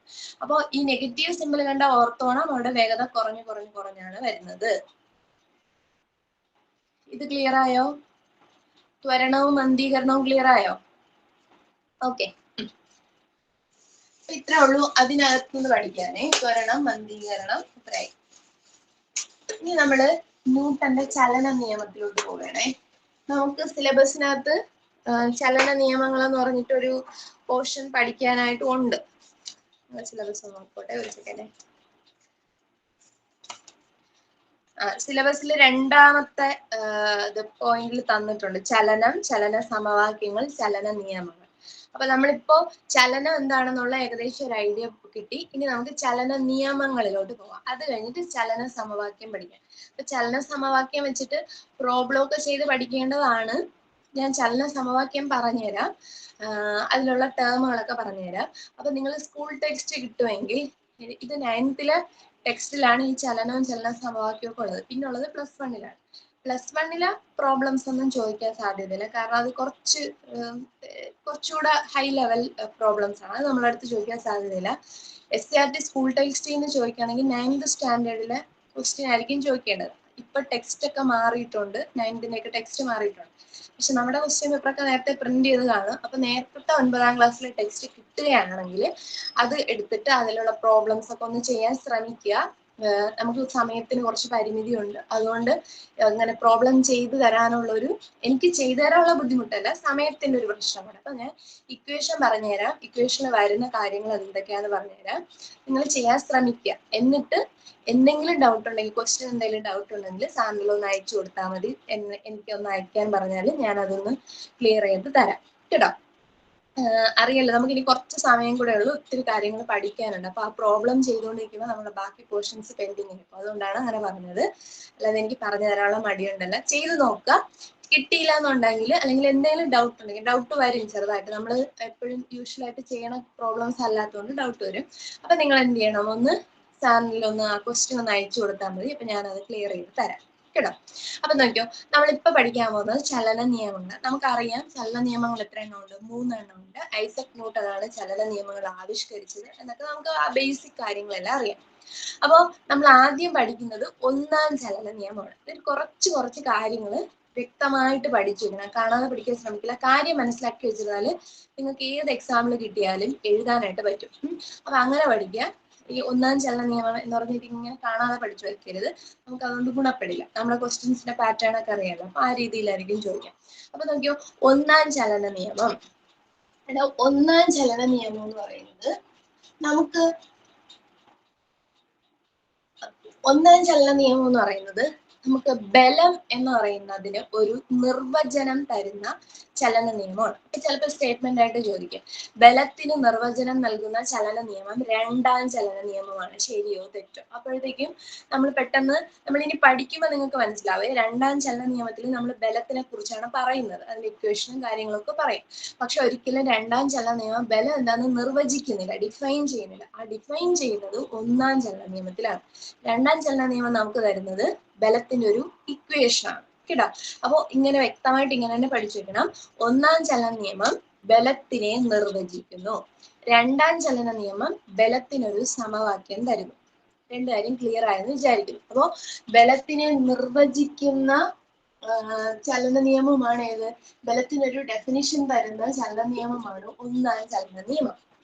അപ്പൊ നോക്കിയോ, ആദ്യം നമുക്ക് ചലന നിയമം എന്താണെന്നൊന്ന് പറയാം. ഈ 1ാം ചലന നിയമം നമ്മൾ കുറെ പഠിച്ചു വെച്ചിട്ടുണ്ട്. 1ാം ചലന നിയമത്തിൽ ഇതാണ് പറയുന്നത്, അസന്തുലിതമായ ഒരു ബാഹ്യബലം പ്രയോഗിക്കുന്നത് വരെ ഏതൊരു വസ്തുവും നിശ്ചലാവസ്ഥയിലോ നേർരേഖാ സമചലനത്തിലോ ആയിരിക്കും. ഇംഗ്ലീഷിലാണെങ്കിൽ ഇങ്ങനെ പറയും, every body continues in it state of rest or of uniform motion unless it is compelled by an external unbalanced force. Unbalanced force എന്ന് പറഞ്ഞാൽ നമ്മൾ പുറത്തുനിന്ന് കൊടുക്കുന്ന ഒരു ബലം. ഇപ്പൊ എനിക്കൊരു മേശ മുന്നിലേക്ക് തള്ളണം, അപ്പൊ ഞാൻ എന്ത് ചെയ്യണം? മേശയിൽ ഒരു ബലം പ്രയോഗിക്കണം. മേശയുടെ പുറത്തു നിന്ന് ഞാൻ കൊടുക്കുന്നതാണ്. അങ്ങനെയുള്ള ബലത്തിനെ വിളിക്കുന്ന പേരാണ് എക്സ്റ്റേണൽ അൺബാലൻസ്ഡ് ഫോഴ്സ്, അല്ലെങ്കിൽ അസന്തുലിത ബാഹ്യബലം കേട്ടോ. ബലത്തിന്റെ പ്രത്യേകത എന്ന് പറഞ്ഞാലേ, സന്തുലിത ബലം കൊടുത്തു കഴിഞ്ഞാൽ, ഇപ്പൊ നോക്ക്, എന്താണ്, ഇതൊരു മേശയാണെന്ന് വിചാരിച്ചോ. ഞാൻ ഈ മേശയുടെ ഇങ്ങോട്ട് ഒരു 100 ന്യൂട്ടൺ ബലം കൊടുത്തിട്ട് ഇങ്ങോട്ട് എന്ത് ചെയ്യുന്നു? ബലം പ്രയോഗിക്കുന്നു. ആ സൈഡിൽ നിന്ന് ഒരാൾ ഇങ്ങോട്ട് 100 ന്യൂട്ടൺ കൊടുക്കുന്നു. അപ്പൊ ഇവിടെ നിന്ന് കൊടുക്കുന്ന ബലവും ഓപ്പോസിറ്റ് ഡയറക്ഷനിൽ നിന്ന് കൊടുക്കുന്ന ബലവും തുല്യമാണ്. അപ്പൊ ഇവയ്ക്ക് ഒരു എഫക്റ്റും ഉണ്ടാവില്ല. എന്ത് ചെയ്യത്തില്ല? ഈ മേശ ചലിക്കില്ല. 2 ഭാഗത്തു നിന്നും തുല്യ ബലം കിട്ടുന്നതുകൊണ്ട് എന്ത് ചെയ്യത്തില്ല? മേശ ചലിക്കില്ല. ഇങ്ങനെ ഒരു വസ്തുവിന്റെ എല്ലാ ഭാഗത്തും അനുഭവപ്പെടുന്ന ബലം തുല്യമാണെങ്കിൽ അതിനെ നമ്മൾ വിളിക്കും സന്തുലിത ബലം. സന്തുലിത ബലം എന്ന് വിളിക്കും ബാലൻസ്ഡ് ഫോഴ്സ് എന്ന് വിളിക്കും. ഈ സന്തുലിത ബലത്തിൽ ഒരിക്കലും വസ്തു എന്ത് ചെയ്യത്തില്ല, ചലിക്കില്ല, മോഷനില്ല. ഇനി നമ്മൾ തിരിച്ചേ, ഇവിടെ ഞാൻ 100 ന്യൂട്ടൺ കൊടുക്കുന്നു, പക്ഷെ ആ സൈഡിൽ നിന്ന് എനിക്ക് കിട്ടുന്നത് ഒരു 50 ന്യൂട്ടനേ ഉള്ളൂ എങ്കിൽ ഈ ഭാഗത്താണ് കൂടുതൽ ബലം കൂടുതൽ. അപ്പൊ ഞാൻ എന്ത് ചെയ്യും, ഈ തള്ളുന്ന ഡയറക്ഷൻ എന്ത് ചെയ്യും, നമ്മുടെ വസ്തു കുറച്ച് മുന്നിലേക്ക് നീങ്ങും, ഇല്ലേ? അപ്പോ ഇങ്ങനെയുള്ള ബലം, അതായത് എല്ലാ വശത്തു നിന്ന് അനുഭവപ്പെടുന്ന ബലം വ്യത്യസ്തമാണെങ്കിൽ അതിനെ നമ്മൾ വിളിക്കും അസന്തുലിത ബലം. അസന്തുലിത ബലം എന്ന് വിളിക്കും. അസന്തുലിത ബലം. ഈ അസന്തുലിത ബലത്തിന് മാത്രമേ വസ്തുവിനെ എന്ത് ചെയ്യാൻ പറ്റൂ, ചലിപ്പിക്കാൻ പറ്റൂ. പിന്നെ ഈ അസന്തുലിത ബലം ഉറപ്പായിട്ടും നമ്മുടെ വസ്തുവിന് പുറത്തു നിന്നായിരിക്കണം. മേശ ഞാൻ പുറത്തു നിന്നാണ് തള്ളുന്നത്, മേശയുടെ മുകളിൽ കയറി ഇരുന്നിട്ടല്ല മേശ തള്ളുന്നത്. അപ്പം അതിന്റെ വസ്തുവിന്റെ പുറത്തു നിന്നാണ് നമ്മൾ എന്ത് ചെയ്യാൻ, ബലം കൊടുക്കാൻ. അതുകൊണ്ട് അതിനെ എക്സ്റ്റേണൽ അൺബാലൻസ്ഡ് ഫോഴ്സ് അല്ലെങ്കിൽ അസന്തുലിത ബാഹ്യബലം എന്ന് പറയും. അത് മനസ്സിലാവാൻ വേണ്ടി പറഞ്ഞു എന്നല്ലേ. അപ്പൊ നമ്മുടെ ഒന്നാം ചലന നിയമത്തിൽ പറയുന്നത്, നമ്മൾ ഈ പറഞ്ഞ പോലെ ഒരു അസന്തുലിത ബാഹ്യബലം ഒരു വസ്തുവിൽ കൊടുത്താൽ മാത്രമേ വസ്തു ചലിക്കൂ. ഇല്ലെങ്കിൽ, അൺലെസ് എന്ന് പറഞ്ഞിട്ടില്ലേ ആ ഡെഫിനേഷൻ, അൺലെസ് എന്നൊരു വേർഡ്, അങ്ങനെ നമ്മൾ കൊടുത്തില്ലെങ്കിൽ എന്തായിരിക്കും സംഭവിക്കുക, വസ്തു ഇപ്പോ ഏതവസ്ഥയിലാണോ, ഇപ്പൊ വസ്തു ചലിച്ചുകൊണ്ടിരിക്കുകയാണെങ്കിൽ അത് ചലിച്ചുകൊണ്ടേയിരിക്കും. വസ്തു നിശ്ചലാവസ്ഥയിലാണെങ്കിൽ അത് നിശ്ചലാവസ്ഥയിൽ തന്നെ ഇരിക്കും. ഇപ്പൊ ഞാൻ എന്റെ മേശപ്പുറത്ത് ഒരു ബുക്ക് ഇരിക്കുകയാണെന്ന് വിചാരിക്കാം. ഞാൻ ആ ബുക്കിനെ അവിടെ നിന്നെടുത്ത് മാറ്റുന്നത് വരെ, ഞാനൊരു ബലം പ്രയോഗിക്കുന്നത് വരെ ബുക്ക് ആ മേശമേൽ തന്നെ ഇരിക്കും. അതിന് സ്വന്തമായിട്ട് മൂവ് ചെയ്യാനുള്ള കഴിവില്ല, ഇല്ലേ? ഇനി തറയിലൂടെ ഞാനൊരു ബോൾ ഉരുട്ടി വിടുന്നു എന്ന് വിചാരിക്കാം. സാധാരണ ബോൾ ഉരുട്ടി വിട്ടു കഴിഞ്ഞാൽ കുറച്ച് ദൂരം പോയിട്ട് എന്ത് ചെയ്യും, ബോൾ നിൽക്കും. കാരണം തറയ്ക്കൊരു ഫ്രിക്ഷൻ ഉണ്ട്, ഘർഷണ ബലം പ്രൊവൈഡ് ചെയ്യുന്നുണ്ട്. ആ ഘർഷണം കാരണം എന്ത് ചെയ്യും, നമ്മളെ ബോൾ കുറെ ദൂരം പോയിട്ട് നിൽക്കും. ഇനി ഈ ഘർഷണം ഇല്ലാത്ത ഒരു തറയിലൂടെയാണ് ഞാൻ ബോളിനെ ഉരുട്ടി വിടുന്നതെങ്കിൽ ഈ ബോൾ എന്ത് ചെയ്യത്തില്ല, നമ്മൾ ഉദ്ദേശിക്കുന്ന പോലെ കുറെ ദൂരം പോയിട്ട് നിൽക്കില്ല. എങ്ങനെ ഉരുട്ടി വിട്ടോ അതേ ഡയറക്ഷനില്. സ്റ്റേറ്റ്മെന്റ് പറഞ്ഞുതരണം, നിങ്ങൾക്ക് എഴുതണം എന്നുണ്ടെങ്കിൽ ഞാൻ കുറച്ചൊന്ന് പറഞ്ഞിട്ട് സ്റ്റേറ്റ്മെന്റ് മലയാളത്തിൽ പറഞ്ഞുതരാം കേട്ടോ. കാര്യം പറഞ്ഞിട്ട് പറഞ്ഞുതരാം. അപ്പോ ബോളിനെ ഒരു ഫ്രിക്ഷൻലെസ് ആയ സർഫസിൽ കൂടെ, അതായത് ഘർഷണ ബലം ഇല്ലാത്ത ഒരു സർഫസിൽ കൂടെ നമ്മൾ ഉരുട്ടി വിട്ടാതെ എത്ര ദൂരം വേണമെങ്കിലും ആ ബോൾ അങ്ങനെ പൊയ്ക്കൊണ്ടിരിക്കും. നമ്മൾ ഇടയ്ക്ക് കൈവച്ചൊന്ന് തടുത്താൽ അത് നിൽക്കും. ഇനി നമ്മൾ ആ തടുക്കുക എന്ന് പറഞ്ഞാൽ ബലം കൊടുക്കുക എന്നാണ് അർത്ഥം, അല്ലെങ്കിൽ കാല് കൊണ്ടൊന്ന് തട്ടുക. അപ്പൊ നമ്മൾ ഇതൊന്നും ചെയ്യുന്നില്ലെങ്കിൽ നമ്മൾ ഉരുട്ടി വിട്ടാൽ അതേ ഡയറക്ഷനിൽ എന്ത് ചെയ്യും, ബോൾ പൊയ്ക്കൊണ്ടേയിരിക്കും. മനസ്സിലായോ? അപ്പൊ പുറത്തുനിന്നൊരു ബലം കൊടുത്തില്ലെങ്കിൽ വസ്തു ഏതവസ്ഥയിലാണോ ആ അവസ്ഥയിൽ തുടരും. അത്രേ ഉദ്ദേശിച്ചുള്ളൂ. നിശ്ചലാവസ്ഥയാണെങ്കിൽ നിശ്ചലാവസ്ഥ, ചലനാവസ്ഥയാണെങ്കിൽ ചലനാവസ്ഥ. ഇനി ഞാൻ ഒന്നുകൂടെ ആ സ്റ്റേറ്റ്മെന്റ് പറയാം, ശ്രദ്ധിച്ചോണേ. അസന്തുലിതമായ ഒരു ബാഹ്യബലം പ്രയോഗിക്കുന്നത് വരെ, അതായത് നമ്മൾ ബാഹ്യബലം കൊടുത്തില്ലെങ്കിൽ വസ്തു നേർരേഖാ സമചലനത്തിലോ, അത് ചലനാവസ്ഥ എന്ന് പഠിച്ചാലും മതി, അല്ലെങ്കിൽ നേർരേഖാ ചലനത്തിലോ അല്ലെങ്കിൽ നിശ്ചലാവസ്ഥയിലോ തുടരുന്നതാണ്. അപ്പൊ എങ്ങനെ പറയും, അസന്തുലിതമായ ഒരു ബാഹ്യബലം പ്രയോഗിക്കുന്നത് വരെ ഏതൊരു വസ്തുവും നേർരേഖാ സമചലനത്തിലോ നിശ്ചലാവസ്ഥയിലോ ആയിരിക്കും. ഇതാണ് ന്യൂട്ടന്റെ ഒന്നാം ചലന നിയമം പറയുന്നത്. ഇത്രയും ക്ലിയർ ആണോ? ഇതുവരെ ക്ലിയർ ആണോ? സ്റ്റേറ്റ്മെന്റ് ഒരിക്കൽ കൂടെ പറയണോ അതോ എഴുതിയോ? എഴുതി അതോ പറയണോന്നാണോ? എഴുതി, കുഴപ്പമില്ല. അപ്പൊ ഒന്ന് ശ്രദ്ധിച്ചോണേ. അപ്പൊ നമ്മള് സ്റ്റേറ്റ്മെന്റ് പഠിച്ചു. ഇനി ഞാൻ പറഞ്ഞില്ലേ, നമ്മളൊരു ബലം പ്രയോഗിച്ചില്ലെങ്കിൽ വസ്തു അതേ അവസ്ഥയിൽ തുടരുന്നു. ഒന്നുകിൽ നിശ്ചലാവസ്ഥയിൽ തുടരുന്നു, അല്ലെങ്കിൽ എന്ത് ചെയ്യുന്നു, ചലനാവസ്ഥയിൽ തുടരുന്നു. നമുക്കിപ്പോ നമ്മള് രാവിലേക്ക് ഇപ്പൊ നല്ല തണുപ്പാണ്, അല്ലെങ്കിൽ നല്ല മഴയൊക്കെയാണ്. അപ്പൊ നമുക്ക് രാവിലെ ഒന്ന് കിടന്നുറങ്ങുകയാണ് നമ്മള്. അപ്പൊ നമുക്ക് രാവിലെ അലാറം കേട്ടാൽ എണീക്കാൻ ഒരു മടിയാണ്. ഉറങ്ങുന്ന അവസ്ഥയിൽ തന്നെ കുറച്ചു നേരം കൂടെ കിടന്നുറങ്ങാനുള്ള ഒരു ടെൻഡൻസി ഉണ്ടാവും, അല്ലേ? അത് ഞാൻ പറഞ്ഞ ഏറ്റവും സത്യമായിട്ടുള്ള ഒരു കാര്യം. ഇനി നിങ്ങൾ പഠിച്ചുകൊണ്ടിരിക്കുകയാണേ, പഠിച്ചുകൊണ്ടിരുന്നപ്പോഴത്തേക്കും ഭയങ്കര ഇൻട്രസ്റ്റ് ആയിട്ട് പഠിച്ചുകൊണ്ടിരിക്കുകയാണ്. അപ്പൊ പുറത്തുനിന്ന് ആരെങ്കിലും വന്ന് വിളിച്ചു, ഒന്ന് അങ്ങോട്ട് വരുമോ എന്ന് ചോദിച്ചു. അമ്മയെ ആരെങ്കിലും വന്ന് വിളിച്ചു. അപ്പൊ നമ്മൾ പറയണില്ല, ഞാൻ ഇതുകൂടെ ഒന്ന് പഠിച്ചു തീർത്തിട്ടേ വരൂ, ഞാൻ ഇത് കുറച്ച് നന്നായിട്ട് പഠിച്ചുകൊണ്ടിരിക്കുകയാണ് എന്ന് പറയണം. അപ്പൊ നമുക്ക് ആ പഠിച്ചുകൊണ്ടിരിക്കുന്ന സ്റ്റേറ്റിൽ തന്നെ തുടരാനുള്ള ഒരു ടെൻഡൻസി, ഇല്ലേ? അപ്പോ എനിക്ക് ഏതവസ്ഥയിലാണോ തുടരാൻ ഒരു ടെൻഡൻസി ഉള്ളത് അതിനെ ഞാൻ വിളിക്കുന്ന പേരാണ് ഇനേർഷ്യ അല്ലെങ്കിൽ ജഡത്വം. നമ്മൾ വസ്തുക്കളുടെ കാര്യം പറയുമ്പോൾ വസ്തുക്കൾ ഒന്നുകിൽ നമ്മളിപ്പോ വെച്ചത് ബുക്ക് ഞാൻ മേശപ്പുറത്ത് വയ്ക്കുന്നു, മേശപ്പുറത്ത് തന്നെ ബുക്ക് കുറെ സമയം ഇരിക്കും, ഞാൻ എടുത്ത് മാറ്റുന്നത് വരെ മേശപ്പുറത്ത് തന്നെ ഇരിക്കും, ഇല്ലേ? അപ്പോ അതിന് ആ നിശ്ചലാവസ്ഥയിൽ തന്നെ ഇരിക്കാനാണ് ഇഷ്ടം. ഒന്നുകിൽ അങ്ങനെ നിശ്ചലാവസ്ഥയിരിക്കാം, അതല്ലെങ്കിൽ ഞാനൊരു ബോളിനെ തറയിലൂടെ ഉരുട്ടിവിട്ടു, ബോളിന് നിൽക്കാൻ ഇഷ്ടമല്ല, ഞാൻ കൈ വെച്ച് തടുക്കുന്ന വരെ ബോൾ ഇങ്ങനെ പൊക്കോണ്ടിരിക്കുകയാണ് അല്ലെ, അപ്പൊ ആ ചലനാവസ്ഥയിൽ തന്നെ തുടരുന്നു. അപ്പൊ ഒരു വസ്തുവിന് അതിന്റെ നിശ്ചലാവസ്ഥയിലോ ചലനാവസ്ഥയിലോ തുടരാനുള്ള പ്രവണത, കേട്ടോ, ഏതവസ്ഥയിലാണോ ആ അവസ്ഥയിൽ തന്നെ തുടരാനുള്ള പ്രവണത, ഒരു ടെൻഡൻസി, അതിനെ വിളിക്കുന്ന പേരാണ് ജഡത്വം അല്ലെങ്കിൽ ഇനേർഷ്യ. അപ്പൊ ഒരു വസ്തു ഏത് അവസ്ഥയിലാണോ ഉള്ളത് ആ അവസ്ഥയിൽ തന്നെ തുടരാനുള്ള വസ്തുവിന്റെ പ്രവണതയെ വിളിക്കുന്ന പേരാണ് എന്തെന്ന് വിളിക്കും? ജഡത്വം എന്ന് വിളിക്കും, അല്ലെങ്കിൽ ഇനേർഷ്യ എന്ന് വിളിക്കും. പിടികിട്ടി? അതല്ലെങ്കിൽ നമുക്ക് മറ്റൊരു രീതിയിലും കൂടെ ഇതിനെ പറയാമേ. ഇപ്പൊ നിശ്ചലാവസ്ഥയിലിരിക്കുന്ന വസ്തു നമ്മൾ ആദ്യം പറഞ്ഞില്ലേ, മഴയത്ത് നമ്മൾ സുഖമായിട്ട് രാവിലെ കിടന്നുറങ്ങുന്നു, അപ്പൊ ആ അവസ്ഥയിൽ നിന്ന് മാറാനുള്ള ഒരു കഴിവില്ലായ്മ. എനിക്ക് ആ അവസ്ഥയിൽ നിന്ന് മാറണമെന്നുണ്ട്, അല്ലെങ്കിൽ എണീറ്റ് പോകണമെന്നുണ്ട്, പക്ഷേ എന്നെ കൊണ്ട് അതിന് പറ്റുന്നില്ല, ഒരു സുഖം, കിടന്നുറങ്ങാനൊരു സുഖം ഇല്ലേ. അപ്പൊ ആ സ്വന്തം സ്റ്റേറ്റ് മാറ്റാനുള്ള കഴിവില്ലായ്മ എന്നും പറയാം, കേട്ടോ. സ്റ്റേറ്റ് മാറ്റാനുള്ള കഴിവില്ലായ്മ എന്ന് പറഞ്ഞാലും ശരിയാണ്. കഴിവില്ലായ്മ അല്ലെങ്കിൽ inability to change the state, അല്ലെങ്കിൽ നമുക്ക് എങ്ങനെ പറയാം? Tendency to continue in the state. ഒരു സ്റ്റേറ്റിൽ തുടരാനുള്ള പ്രവണതയെന്നോ അല്ലെങ്കിൽ ആ സ്റ്റേറ്റിനെ മാറ്റാനുള്ള കഴിവില്ലായ്മയോ എന്നോ പറയാം. രണ്ടും എന്താണ്? ജഡത്വം അല്ലെങ്കിൽ ഇനേർഷ്യ. അപ്പൊ പഠിച്ചു വെക്കണം, നമ്മൾ ഒന്നാം ചലന നിയമത്തിൽ ഇതിനെ കുറിച്ചല്ലേ പറയുന്നത്, ഒന്നുകിൽ നേർരേഖാ സമചലനത്തിൽ പോയിക്കൊണ്ടിരിക്കും, അല്ലെങ്കിൽ റെസ്റ്റിൽ തന്നെ ഇരിക്കും എന്നല്ലേ പറഞ്ഞത്. അപ്പൊ ആ സ്റ്റേറ്റിൽ തുടരാനുള്ള ടെൻഡൻസി അല്ലേ. അതുകൊണ്ട് ഒന്നാം ചലന നിയമത്തിൽ പറയുന്നത് ജഡത്വത്തെ കുറിച്ചാണ്. അതുകൊണ്ട് ഒന്നാം ചലന നിയമം ജഡത്വ നിയമം എന്നറിയപ്പെടും. ജഡത്വ നിയമം അല്ലെങ്കിൽ ലോ ഓഫ് ഇനേർഷ്യ എന്നറിയപ്പെടും. ഇവിടെ നമ്മളെ തെറ്റിക്കാൻ സാധ്യതയുള്ള ഒരു ചോദ്യമുണ്ട്. ഇവിടെ ലോ ഓഫ് ഇനേർഷ്യ അല്ലെങ്കിൽ ജഡത്വ നിയമം എന്ന് നമ്മൾ കേട്ടിരിക്കുന്നത് ന്യൂട്ടന്റെ ഒന്നാം ചലന നിയമത്തിന്റെ കൂട്ടത്തിലാണ്. പക്ഷേ നിങ്ങളടുത്ത് ചോദിക്കുന്ന ചോദ്യം ജഡത്വ നിയമം ആവിഷ്കരിച്ചത് ആരെന്നായിരിക്കും. ചിലപ്പോൾ ജഡത്വ നിയമം ആവിഷ്കരിച്ചത് ആര് എന്ന് ചോദിച്ചാൽ നമുക്ക് അറിയാന്നുള്ളത് നമ്മൾ ഒന്നാം ചലന നിയമത്തിൽ പഠിച്ചതുകൊണ്ട് ന്യൂട്ടന്റെ പേര് എഴുതാനുള്ള ടെൻഡൻസി ഉണ്ട്. പക്ഷെ എഴുതരുത്, ജഡത്വ നിയമങ്ങൾ ആവിഷ്കരിച്ചത് ഗലീലിയോ ആണ്. ഗലീലിയോ, കേട്ടോ. ജഡത്വ നിയമങ്ങൾ ആവിഷ്കരിച്ചത് ഗലീലിയോ ആണ്. നമ്മളിവിടെ എന്താണ് പറഞ്ഞത്? ജഡത്വ നിയമം എന്നറിയപ്പെടുന്ന ഒന്നാം ചലന നിയമമാണ്, അല്ലെങ്കിൽ ന്യൂട്ടന്റെ ചലന നിയമമാണ് ഒന്നാം ചലന നിയമം. മാറിപ്പോലെ രണ്ടുകൂടെ. ജഡത്വ നിയമങ്ങൾ ആവിഷ്കരിച്ചത് ഗലീലിയോ ആണ്. ജഡത്വ നിയമം എന്നറിയപ്പെടുന്ന ചലന നിയമം ഏതെന്ന് ചോദിച്ചാൽ അത് ഒന്നാം ചലന നിയമം. ക്ലിയർ ആയി കാണുമെന്ന് വിശ്വസിക്കുന്നു. നോക്കൂ, അപ്പൊ ഒന്നാം ചലന നിയമം എന്തിനുള്ള ഡെഫിനിഷൻ തരും? ബലത്തിനൊരു ഡെഫിനിഷൻ തരും.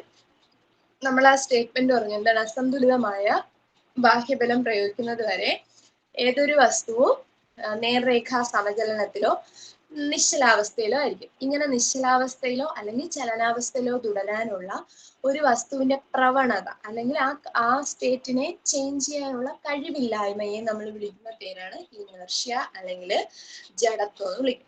ഇതില് ജഡത്വത്തെ കുറിച്ച് പറയുന്നത് കൊണ്ട് ഈ ചലന നിയമം എന്തെന്നറിയപ്പെടും? ജഡത്വ നിയമം എന്നും അറിയപ്പെടും. പിടികിട്ടിയോ?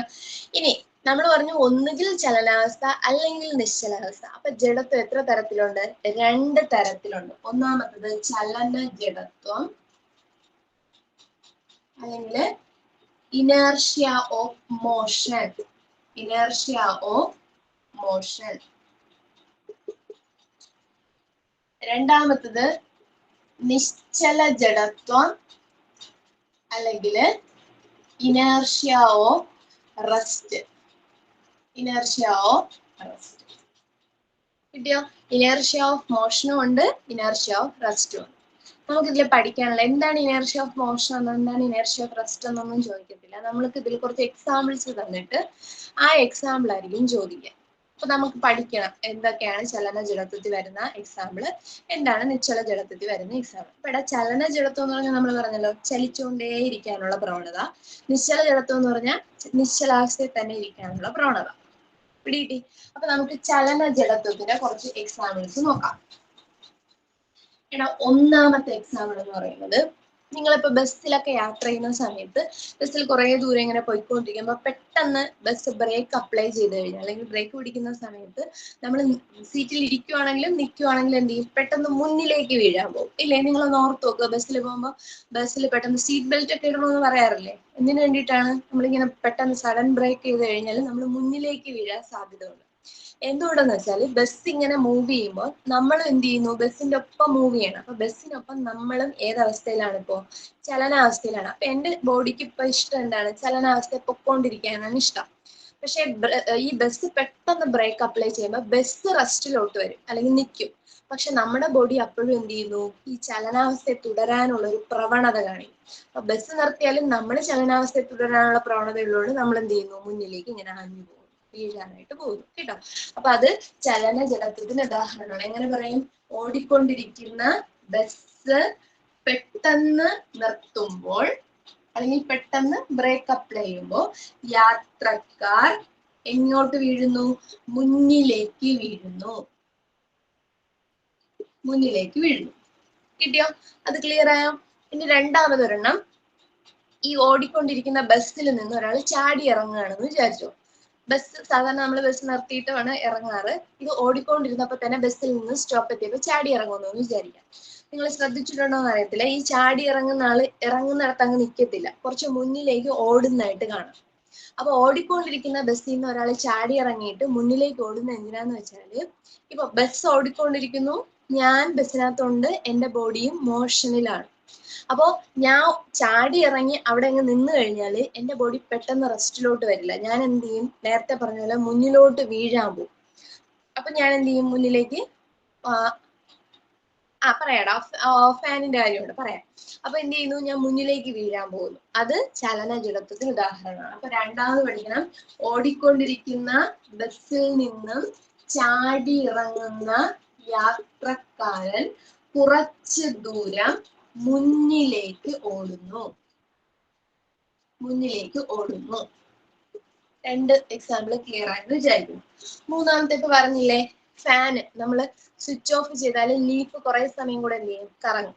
അതായത് നമ്മൾ സ്വിച്ച് ഓഫ് ചെയ്ത് കഴിയുമ്പോൾ അത്രയും നേരം ഫാനിന്റെ ലീഫ് എന്തായിരുന്നു? മോഷനിലായിരുന്നു, ചലിച്ചുകൊണ്ടിരിക്കുകയായിരുന്നു.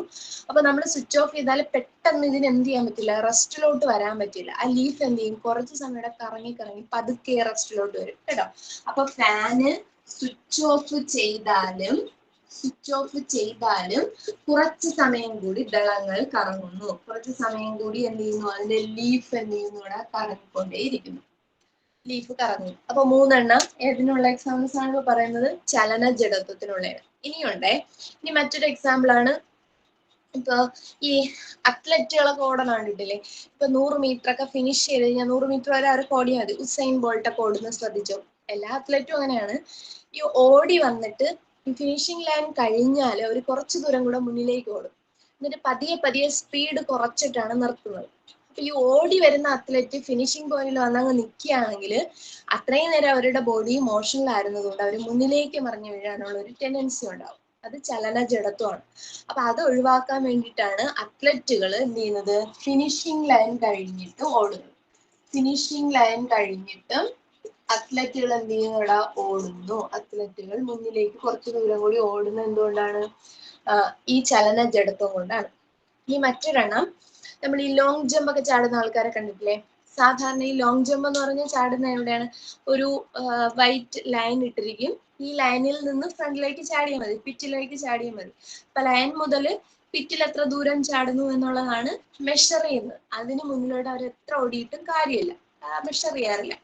അപ്പൊ ഈ ലോങ് ജമ്പ് ചാടുന്ന ആൾക്കാർ കുറച്ച് ദൂരം ഓടി വന്നിട്ടാണ് ഒരു ടേക്ക് ഓഫ് എടുത്ത് ചാടുക. അപ്പൊ അതെന്തിനെന്ന് വെച്ചാല് കുറെ ദൂരം ഓടി വരുമ്പോൾ അവരുടെ ബോഡി എന്ത് ചെയ്യും? മോഷനിലാവും, ചലനാവസ്ഥയിലാവും. അപ്പൊ അവർക്ക് മുന്നിലേക്ക് ചലിച്ചുകൊണ്ടിരിക്കാനുള്ള ഒരു ടെൻഡൻസി ഉണ്ട്. അപ്പൊ ആ ലൈനിൽ ചവിട്ടിയിട്ട് എന്ത് ചെയ്യുന്നു? ഒരു ടേക്ക് ഓഫ് എടുക്കുന്ന സമയത്ത് നോർമൽ ലെവലിൽ ചാടുന്നതിനേക്കാളും കുറെ ദൂരം കൂടി അവരുടെ ബോഡി മുന്നിലേക്ക് പോകും. കാരണം ഓൾറെഡി എന്താണ്? ഒരു സ്റ്റേറ്റ് ഓഫ് മോഷനിലാണ് നമ്മുടെ ബോഡി. അതുകൊണ്ട് എന്ത് ചെയ്യും? കുറച്ചുകൂടെ മുന്നിലേക്ക് ചാടാനായിട്ട് പറ്റും. അപ്പൊ ലോങ് ജമ്പ് ചാടുന്ന അത്ലറ്റുകൾ ചാടുന്നതിന് മുന്നേ കുറച്ചു ദൂരം ഓടുന്നതിന് കാരണവും എന്താണ്? ചലനജഡത്വമാണ്. ലോങ് ജമ്പ് ചാടുന്ന അത്ലറ്റുകൾ. കിട്ടിയോ? ക്ലിയർ ആയോ? 5 എക്സാമ്പിൾ ക്ലിയർ? ഇതെല്ലാം സ്കൂൾ ടെക്സ്റ്റിലുള്ള എക്സാമ്പിൾ ആണേ. ഓടിക്കൊണ്ടിരിക്കുന്ന ബസ്സിൽ നിന്ന് ചാടിയിറങ്ങുന്നതാണ്, ഓടിക്കൊണ്ടിരിക്കുന്ന ബസ്സിൽ നിന്ന് ഓടിക്കൊണ്ടിരിക്കുന്ന ബസ് പെട്ടെന്ന് നിർത്തുമ്പോൾ യാത്രക്കാർ മുന്നിലേക്ക് വീഴുന്നത്, ഫാനിലെ ദളങ്ങൾ സ്വിച്ച് ഓഫ് ചെയ്താലും കുറച്ച് സമയം കൂടെ കറങ്ങുന്നത്, എന്താണ് അത്ലറ്റുകൾ ഫിനിഷിംഗ് ലൈൻ കഴിഞ്ഞ് കുറച്ച് ദൂരം കൂടെ മുന്നിലേക്ക് ഓടുന്നു, ലോങ് ജമ്പ് ചാടുന്ന അത്ലറ്റ് ചാടുന്നതിന് മുന്നേ കുറച്ച് ദൂരം എന്ത് ചെയ്യുന്നു, ഓടുന്നു. ഇത്ര എന്തിനുള്ള എക്സാമ്പിൾ ആണ്? ചലന ജഡത്വത്തിനുള്ള എക്സാമ്പിൾ ആണ്. ഇനി രണ്ടാമതൊക്കെ നിശ്ചല ജഡത്വത്തിലോട്ട് പോവാം. ഈ എക്സാമ്പിൾ ഇത്രയും ക്ലിയർ ആണോ? പറഞ്ഞ കാര്യങ്ങളൊക്കെ ക്ലിയർ ആണോ? ആണ്. അപ്പൊ നമുക്ക് രണ്ടാമത്തെ സെക്ഷനിൽ പോവാമേ. നിശ്ചല ജഡത്വം അല്ലെങ്കിൽ ഇനേർഷ്യ ഓഫ് റെസ്റ്റ്. ഇതിൽ പറയുന്നതെന്ന് വെച്ചാല് ഇപ്പൊ നമ്മൾ ഇവിടെ ഓടിക്കൊണ്ടിരിക്കുന്ന ബസ് പെട്ടെന്ന് നിർത്തിയ കാര്യമല്ലേ പറഞ്ഞത്. ഇനി രണ്ടാമത് നമ്മൾ പറയുന്നത് ഒരു ബസ് സ്റ്റാൻഡിൽ പോയിട്ട് നമ്മൾ ബസ്സിൽ കയറി കുറച്ച് സമയം ഇരിക്കുന്നു. ഇരുന്നതിന് ശേഷമാണ് ബസ് എടുത്ത് എന്ന് വിചാരിക്കുക, സ്റ്റാർട്ട് ചെയ്തത്. അപ്പോ ഈ നിർത്തിയിട്ടിരുന്ന ബസ്സിന്റെ അകത്ത് നമ്മൾ ഇരിക്കുമ്പോൾ നമ്മുടെ ബോഡിയും റെസ്റ്റിലാണ്. പെട്ടെന്ന് ഈ ബസ് മുന്നോട്ട് എടുക്കുമ്പോൾ നമ്മുടെ ബോഡി റെസ്റ്റിൽ തന്നെ തുടരാനായിട്ട് ശ്രമിക്കും, ബസ് മുന്നോട്ട് പോകും. അപ്പൊ നമ്മൾ എന്ത് ചെയ്യണം? നമ്മുടെ ബോഡി പിറകിലേക്കൊന്ന് വീഴാൻ പോകുന്നതായിട്ട് തോന്നും. ഓടിക്കൊണ്ടിരിക്കുന്ന ബസ് പെട്ടെന്ന് നിർത്തിയാൽ നമ്മൾ മുന്നോട്ട് വീഴും, നിർത്തിയിട്ടിരിക്കുന്ന ബസ് പെട്ടെന്ന് മുന്നോട്ട് എടുത്താൽ നമ്മൾ പിറകിലേക്ക് വീഴുന്നു കേട്ടോ. അപ്പൊ ഒന്നാമത്തത്, നിർത്തിയിട്ടിരിക്കുന്ന ബസ് പെട്ടെന്ന് മുന്നോട്ടെടുക്കുമ്പോൾ യാത്രക്കാർ പിറകിലേക്ക് വീഴുന്നു.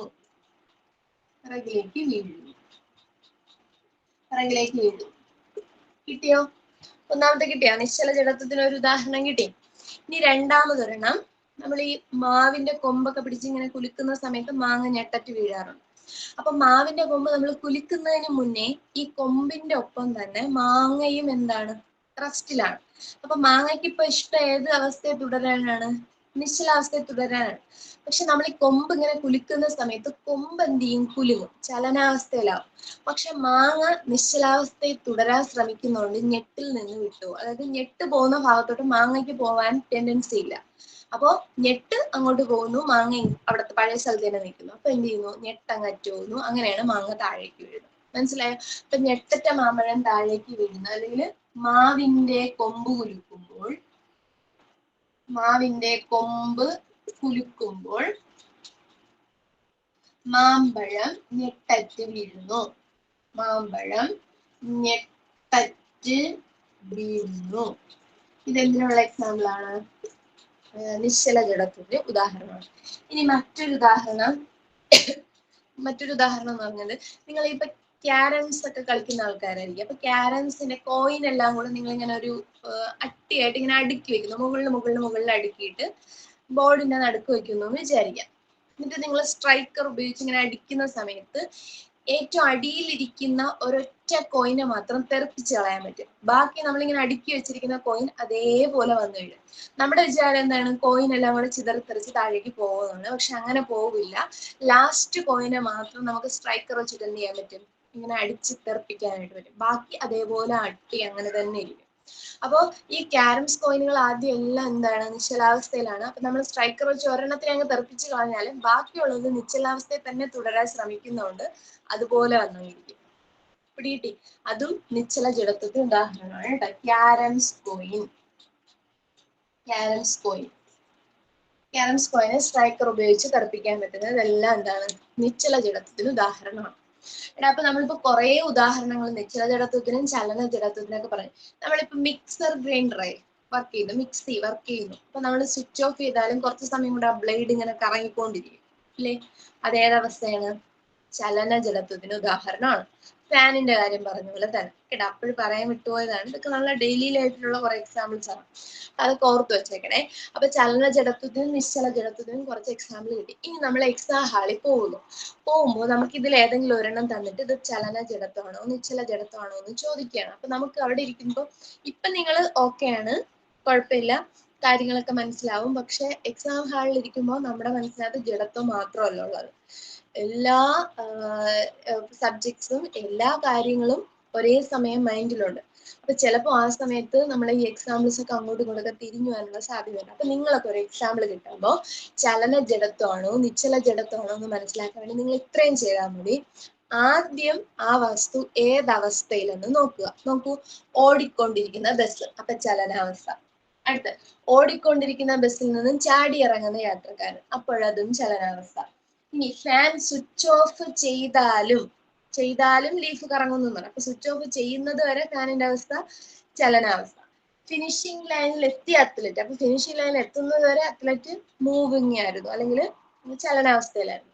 അടുത്ത്, ലോങ് ജമ്പ് ചാടുന്നത് വരെ അത്ലറ്റ് ഓടി വരികയായിരുന്നു, അപ്പൊ ചലനാവസ്ഥയിലായിരുന്നു. അപ്പോ നമ്മളിൽ ഇരിക്കുന്ന വസ്തു ആദ്യം ഏതവസ്ഥയിലാണോ അതായിരിക്കും അതിന്റെ ജഡത്വം. അപ്പൊ ആദ്യം വസ്തു ചലനാവസ്ഥയിലാണെങ്കിൽ ചലന ജഡത്വമായിരിക്കും അതിനുള്ളത്. ഇനി രണ്ടാമത്തെ നോടാ, നിർത്തിയിട്ടിരിക്കുന്ന ബസ് മുന്നോട്ട് എടുക്കുന്നു. അപ്പൊ ബസ് ആദ്യം നിർത്തിയിട്ടിരിക്കുകയായിരുന്നു നിശ്ചലാവസ്ഥയിൽ. മാവിന്റെ കൊമ്പ് കുലുക്കുമ്പോൾ മാമ്പഴം താഴെ വീഴുന്നു. മാവിന്റെ കൊമ്പ് കുലുക്കുന്നത് വരെ മാമ്പഴം, മാങ്ങ എന്ന് പറയുന്നതും മാവ് ഒക്കെ എന്തായിരുന്നു, റെസ്റ്റിലായിരുന്നു. ക്യാരംസ് കോയിൻ തെറിപ്പിക്കുന്നത്, സ്ട്രൈക്കർ ഉപയോഗിച്ച് തെറിപ്പിക്കുന്നത് വരെ അത് റെസ്റ്റിലായിരുന്നു. അപ്പൊ ആദ്യം റെസ്റ്റിലാണെങ്കിൽ അത് നിശ്ചല ജഡത്വം. പിടികിട്ടിയോ? അപ്പൊ വസ്തു ആദ്യം ഏതവസ്ഥയിലെന്ന് നോക്കുക, ആദ്യത്തെ അവസ്ഥ ഏതാണോ അതായിരിക്കും ആ വസ്തുവിനുള്ള ജഡത്വം. ക്ലിയർ ആണോ? ഇത്രയേ ഉള്ളൂ ഒന്നാം ചലന നിയമത്തിനകത്ത് പറയുന്നത്. ഇത്രയും ക്ലിയർ ആയടാ? അപ്പോ ഒന്നാം ചലന നിയമം ബലത്തിന് നിർവചനം നൽകുന്നു. ജഡത്വ നിയമം എന്നറിയപ്പെടുന്ന ചലന നിയമം ഒന്നാം ചലന നിയമമാണ്. ഈ ഒന്നാം ചലന നിയമത്തില് വസ്തുവിന്റെ അല്ലെങ്കിൽ ബലം പ്രയോഗിക്കുന്നത് വരെ വസ്തു നിശ്ചലാവസ്ഥയിലോ ചലനാവസ്ഥയിലോ ആയിരിക്കും എന്ന് പറയുന്നു. അതിൽ നമ്മൾ രണ്ട് ജഡത്വം പഠിക്കുന്നു, ചലന ജഡത്വവും നിശ്ചല ജഡത്വവും. അതിനുള്ള എക്സാമ്പിൾസ് നോക്കി. ക്ലിയർ ആണോ? ഇത്രയും ക്ലിയർ ആണ്? അടുത്തതിലോട്ട് പോവാം. അടുത്ത ജഡത്വത്തിൽ, അടുത്ത എന്താണ്, നിയമത്തിലോട്ട്.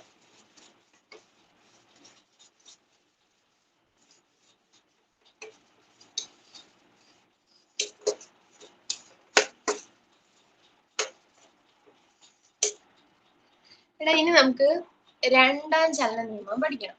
പക്ഷെ രണ്ടാം ചലന നിയമം പഠിക്കുന്നതിന് മുന്നേ ആയിട്ട് മറ്റ് ചില ചെറിയ ചെറിയ ഒന്ന് രണ്ട് കാര്യങ്ങളും കൂടെ പഠിച്ചു വെക്കണം, എന്നാലേ നമുക്ക് രണ്ടാം ചലന നിയമം എളുപ്പത്തിൽ മനസ്സിലാവുള്ളൂ. അപ്പൊ അതിൽ ആദ്യം പഠിക്കേണ്ടതാണ് ആക്കം. ആക്കം അല്ലെങ്കിൽ മൊമെന്റം. ആക്കം അല്ലെങ്കിൽ മൊമെന്റം. എടാ, ആക്കം എന്ന് പറഞ്ഞാല് ഇപ്പൊ ഞാനിപ്പോ കൈ വീശി ഒരാളെ ചെകിടിൽ ഇങ്ങനെ അടിക്കുകയാണെന്ന് വിചാരിച്ചു. അപ്പൊ ചെകിട് നന്നായിട്ട് വേദന എടുക്കും. അല്ലെങ്കിൽ ഞാനൊരു പന്ത് എടുത്തിട്ട് വേറൊരാളുടെ തലയിൽ എറിയുന്നു എന്ന് വിചാരിക്കും. അപ്പൊ തലയിൽ വന്ന് വീഴുമ്പോ എന്ത് ചെയ്യും?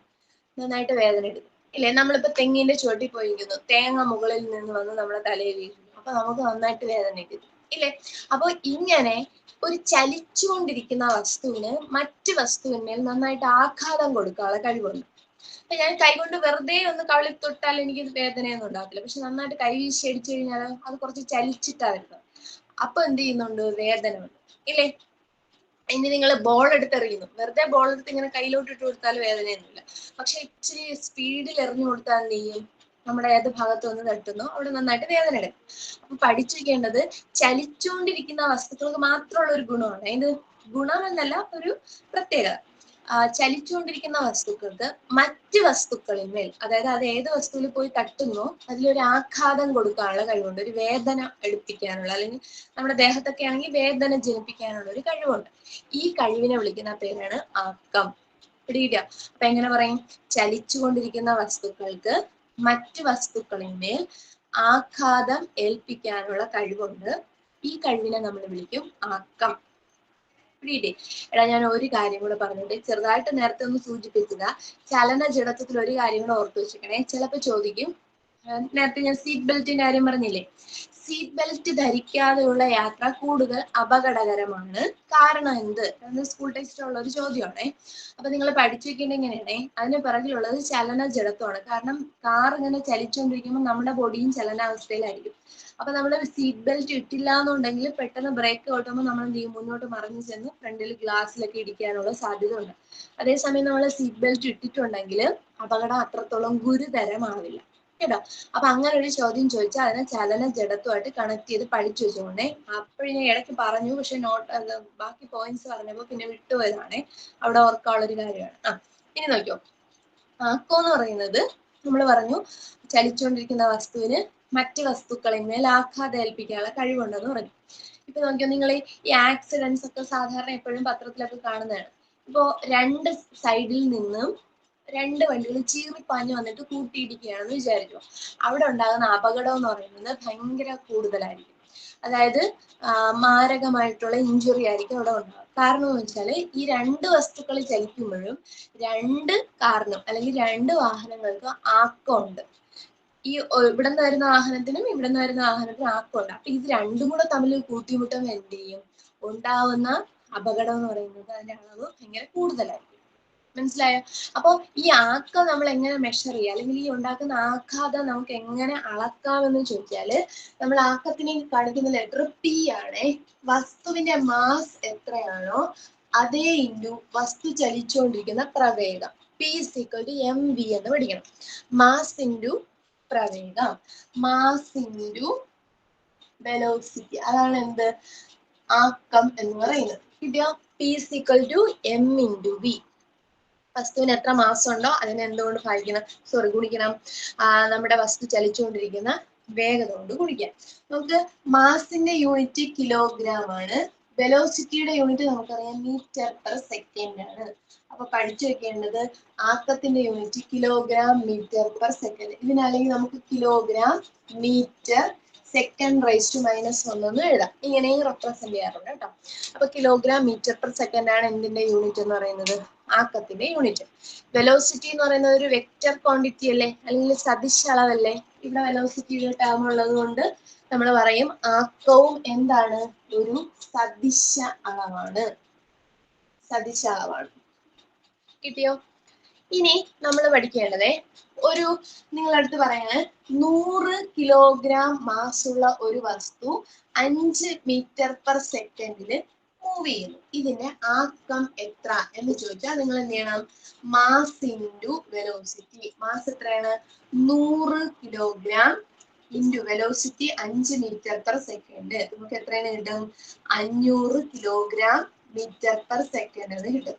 കിട്ടിയോ? ഇങ്ങനെയാണ് ആക്കം കണ്ടുപിടിക്കേണ്ടത്.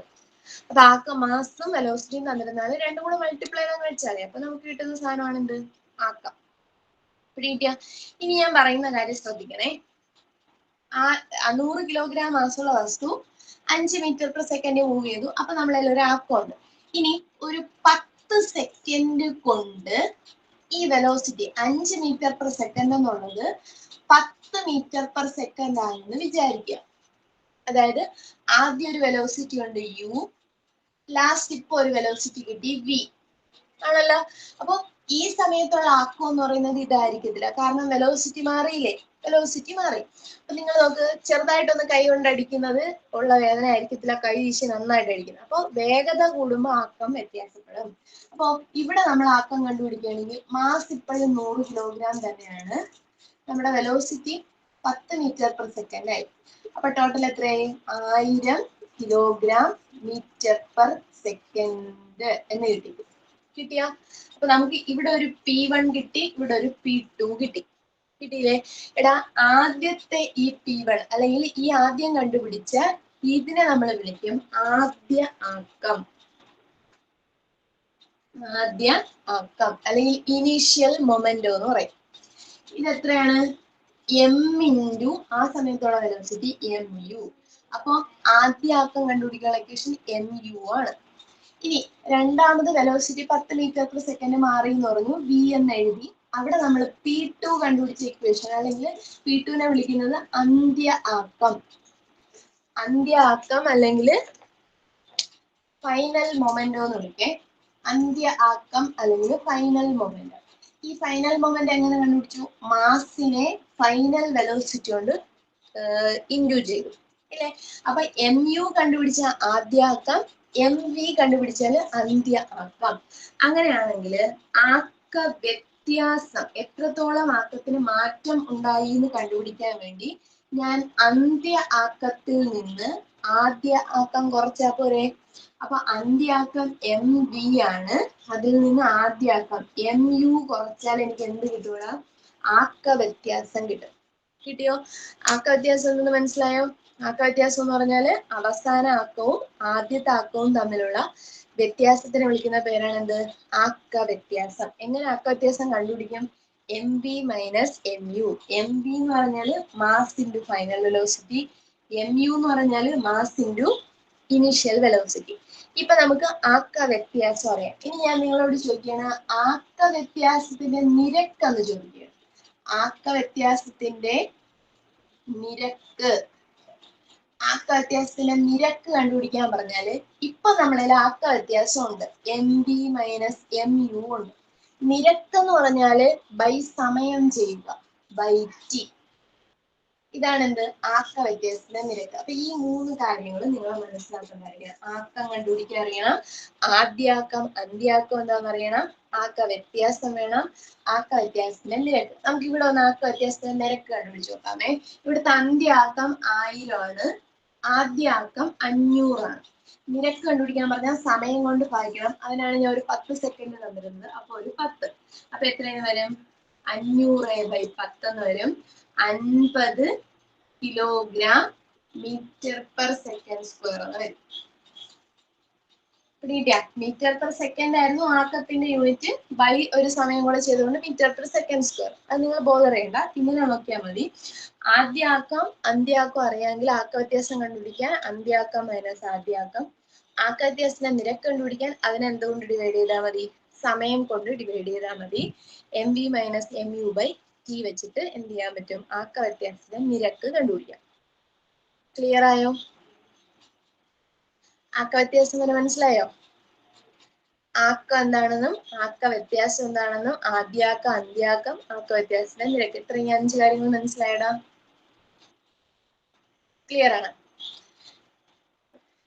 മാറ്റിയാണേ. എടാ ഇനി നമ്മൾ ഒരു കാര്യം കൂടെ ഇവിടെ പഠിച്ച് നമുക്ക് ഇന്നങ്ങ് അവസാനിപ്പിക്കാം. എടാ നമുക്ക് ഇന്ന് രണ്ടാം ചലനം നിന്ന് തുടങ്ങാൻ പറ്റില്ല, ഒരു കാര്യം കൂടെ ഓർത്തു വയ്ക്കണം. നമ്മൾ ഇനി പഠിക്കുന്നത് ആക്ക സംരക്ഷണ നിയമം. ആക്ക സംരക്ഷണ നിയമം. ആക്ക സംരക്ഷണം എന്ന് പറഞ്ഞാൽ എന്താണ്? സംരക്ഷിക്കുക എന്ന് പറഞ്ഞാല് ഉള്ളതുപോലെ പ്രിസർവ് ചെയ്യുക എന്നുള്ളതാണ്. അപ്പൊ ആദ്യ ആക്കവും അന്ത്യാക്കവും ഒരേപോലെ സൂക്ഷിക്കുക. അതായത് ഒരു എന്താണ്, ഒരു വ്യൂഹത്തിൽ, വ്യൂഹം എന്നൊക്കെ പറഞ്ഞാൽ നമ്മളിപ്പോ എന്താണ്, ഒരു കാറിനെ കുറിച്ചാണ് പറയുന്നതെങ്കിൽ കാറാണ് നമ്മുടെ വ്യൂഹം. നമ്മൾ എന്തിനെ കുറിച്ചാണ് പഠിക്കുന്നത് ആ ഒരു സാധനത്തിനെ വിളിക്കുന്നവരാണ് വ്യൂഹം അല്ലെങ്കിൽ സിസ്റ്റം എന്ന് വിളിക്കും. അപ്പോ ഒരു വ്യൂഹത്തിലുള്ള ആകെ ആക്കം എപ്പോഴും സ്ഥിരമായിരിക്കും എന്നാണ്. അതായത് പുറത്തുനിന്ന് നമ്മൾ ബാഹ്യബലമൊന്നും കൊടുക്കുന്നില്ല എങ്കിൽ, പുറത്തുനിന്ന് ബലപ്രയോഗമൊന്നും ഇല്ലെങ്കിൽ ആക്കത്തിന് എന്തില്ല, മാറ്റമില്ല. മൊത്തത്തിലുള്ള ആക്കം നോക്കിയാൽ എപ്പോഴും ഒരു കോൺസ്റ്റന്റ് വാല്യൂ ആയിരിക്കും എന്ന് പറയുന്നതാണ് ആക്ക സംരക്ഷണ നിയമം. അതായത് അസന്തുലിതമായി ഒരു ബാഹ്യബലമൊന്നും പ്രയോഗിക്കുന്നില്ലെങ്കിൽ ഒരു വ്യൂഹത്തിന്റെ ആകെ ആക്കം സ്ഥിരമായിരിക്കും. അതായത് ആക്കത്തിൽ വലിയ വ്യത്യാസം വരില്ല എന്നാണ് ആക്ക സംരക്ഷണ നിയമത്തിൽ പറയുന്നത്. അപ്പൊ നമ്മൾ ഇവിടെ പഠിച്ചു വെക്കേണ്ടത് ആക്ക സംരക്ഷണ നിയമം പ്രയോജനപ്പെടുത്തുന്ന 2-3 സിറ്റുവേഷനുകൾ. ഒന്നാമത്തത് റോക്കറ്റിന്റെ പ്രവർത്തനം.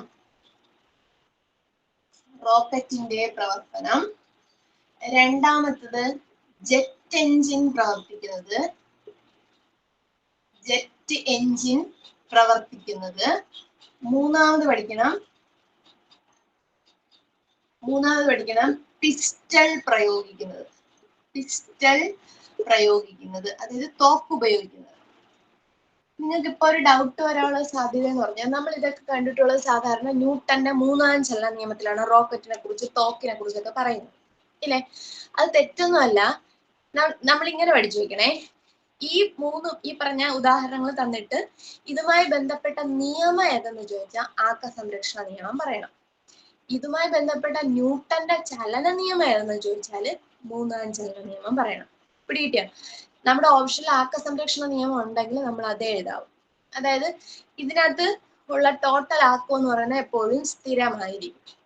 നമ്മളിങ്ങനെ പിസ്റ്റൾ ഉപയോഗിക്കുന്നതിന് മുമ്പുള്ള ആക്കവും പിസ്റ്റൾ ഉപയോഗിച്ചാൽ, അതായത് വെടിയുണ്ട മുന്നിൽ നിന്ന് അതിൽ നിന്ന് പോയ ശേഷമുള്ള ആക്കവും സ്ഥിരമായിരിക്കും. അതാണ് ഉദ്ദേശിക്കുന്നത് കേട്ടോ. അപ്പൊ ആക്ക സംരക്ഷണ നിയമം ന്യൂട്ടന്റെ 2-ാം ചലന നിയമമായിട്ട് ബന്ധപ്പെട്ടിരിക്കുന്നു. അതുപയോഗിച്ച് പ്രവർത്തിക്കുന്ന 3 കാര്യങ്ങളാണ് റോക്കറ്റ്, ജെറ്റ് എഞ്ചിൻ, പിസ്റ്റൾ ഉപയോഗിക്കുന്നത്. ഇതുമായിട്ട് ബന്ധപ്പെട്ട ചലന നിയമം ചോദിച്ചാൽ മൂന്നാം ചലന നിയമം. നിയമം എന്ന് മാത്രം ചോദിച്ചാൽ ഏത് പറയണം? ആക്ക സംരക്ഷണ നിയമം. ഏതാ? അസന്തുലിത ബാഹ്യബലം പ്രയോഗിക്കുന്നില്ലെങ്കിൽ ഒരു വ്യൂഹത്തിന്റെ ആകെ ആക്കം സ്ഥിരമായിരിക്കും. ഒരു വ്യൂഹത്തിന്റെ ആകെ ആക്കം സ്ഥിരമായിരിക്കും. അപ്പൊ ഇതാണ് എന്ത്? ആക്ക സംരക്ഷണ നിയമം. അപ്പൊ നമ്മൾ ഇനി രണ്ടാം ചലന നിയമത്തിലോട്ട് കടക്കുമ്പോൾ ഇപ്പൊ പറഞ്ഞ ആക്കത്തിൽ വന്ന കുറെ കാര്യങ്ങൾ, ആക്ക സംരക്ഷണ നിയമം. ഇനി നമുക്ക് ഒരെണ്ണം കൂടെ പഠിക്കണ്ട, ആവേഗ ബലം കൂടെ പഠിക്കാനുണ്ട്. ഇത്രയും നിങ്ങളുടെ മനസ്സിനകത്ത് ഉണ്ടായിരിക്കണം. അതെന്നാലേ മുന്നോട്ട് അത് പഠിക്കുമ്പോൾ മനസ്സിലാവുള്ളൂ. ക്ലിയർ ആണോ? ഇത്രയും ക്ലിയർ ആണോ? ഇന്ന് പറഞ്ഞ ഇത്രയും കാര്യങ്ങൾ വരെ ക്ലിയർ ആണോ?